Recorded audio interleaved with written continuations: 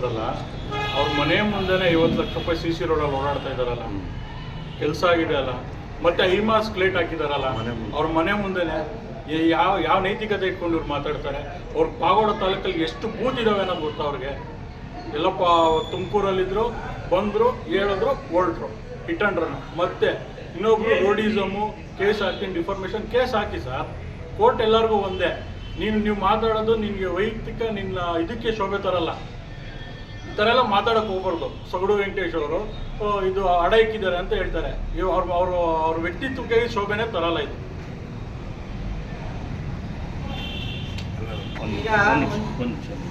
ಈಗ ಪಾವಗಡ ತಾಲೂಕಲ್ಲಿ ಮಾಜಿ ಸಚಿವರ ಬಗ್ಗೆ ಮೊನ್ನೆ ಪ್ರತಿಭಟನೆ JDSನವರೊಂದು ಆರೋಪ ಮಾಡಿದ್ದಾರೆ. ಇಲ್ಲಿ ಅಧಿಕಾರ ಎಲ್ಲನೂ ಮಾಜಿ ಸಚಿವರೇ ಚಲಾಯಿಸ್ತವ್ರೆ, ಶಾಸಕರ ಥರ ಬೆಂಬಲಿಸ್ಕೊಂಡು ಅಂತ ಹೇಳ್ತಾರೆ. ಮಾಜಿ ಶಾಸಕರು, ಮಾಜಿ ಸಚಿವರಾಗಿರ್ತಕ್ಕಂಥ ವೆಂಕಟಪ್ಪನವರು ಸುಮಾರು 50 ವರ್ಷಗಳಿಂದ ನಿರಂತರವಾಗಿ ಈ ತಾಲ್ಲೂಕಿನ ಜನರ ಪರವಾಗಿ, ಅಭಿವೃದ್ಧಿ ಪರವಾಗಿ ಕೆಲಸ ಮಾಡಿರ್ತಕ್ಕಂಥವ್ರು ವೆಂಕಟಪ್ಪನವರು.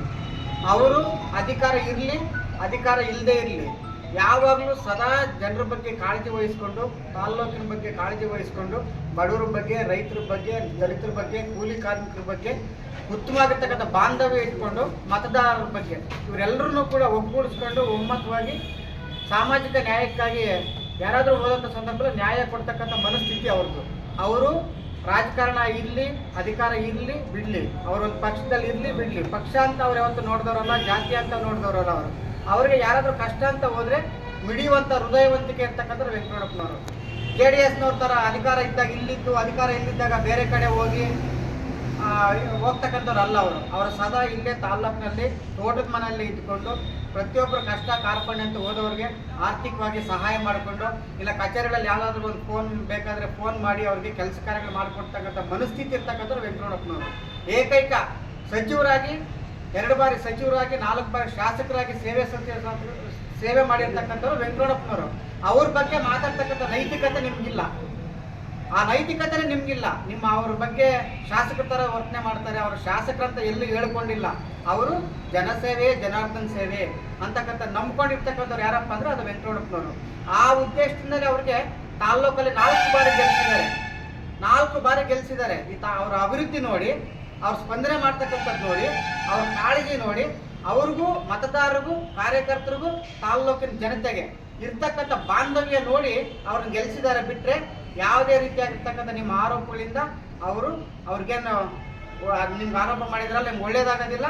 ಅವ್ರಿಗಂತೂ ಶ್ರೇಯಸ್ ಆಗೇ ಆಗ್ತದೆ. ಅವ್ರು ಇನ್ನೂ ಸೇವೆ ಮಾಡ್ತಿದ್ದಾರೆ, ಮುಂದೆನೂ ಸೇವೆ ಮಾಡ್ತಾರೆ.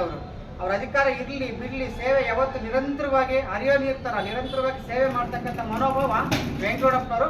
ಅವ್ರ ಬಗ್ಗೆ ಆರೋಪಗಳು ಮಾಡೋದನ್ನು ನಿಲ್ಲಿಸಿ ನಿಮಗೆ ಬುದ್ಧಿ ಕಲಿಸಿದ್ದಾರೆ ತಾಲ್ಲೂಕಿನ ಜನತೆ.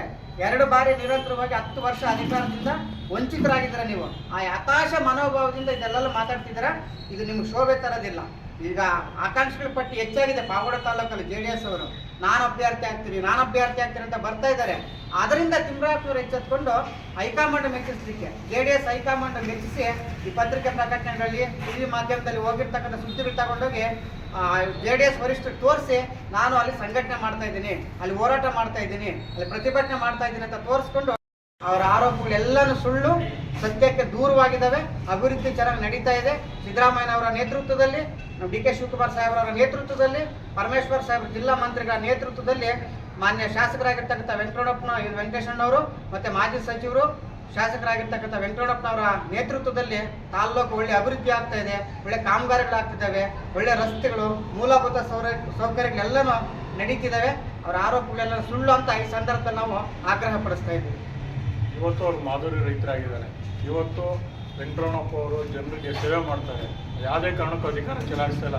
ಇವತ್ತು ಅವರು ಹಾಲಾಗ್ತಾರೆ, ಕೃಷಿ ಮಾಡ್ತಾರೆ. ಇವತ್ತು ಮಾದರಿ ಕೃಷಿನೇ ಅವ್ರ ಬಗ್ಗೆ ಹೇಳಬೇಕಂದ್ರೆ ಪುಸ್ತಕ ಬರೀಬೇಕು. ಇವತ್ತೆಲ್ಲ ಯಾವುದೇ ಜನಕ್ಕೆ ಹೋದರೂ ಒಂದು ನ್ಯಾಯ ಕೊಡ್ತಾ ಇದ್ದಾರೆ.